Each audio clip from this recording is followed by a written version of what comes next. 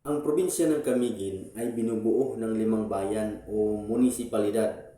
Ito ay ang mga sumusunod: ang bayan ng Mambahaw, ang Kabisira at pinakamataong bayan sa isla. Ang bayan ng Katarman, dito matatagpuan ang sikat na Sunken Cemetery at Geoff Church Ruins. Ang bayan ng Mahinog, dito matatagpuan ang Binoni Port, ang pangunahing daungan papasok ng isla. Ang bayan ng Sagay, matatagpuan sa timog na bahagi ng isla.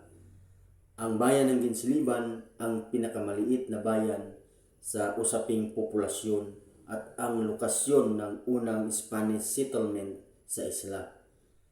Ang buong probinsya ng Camiguin ay may kabuuang 58 na mga barangay at isa ito sa pinakamaliit na lalawigan sa Pilipinas.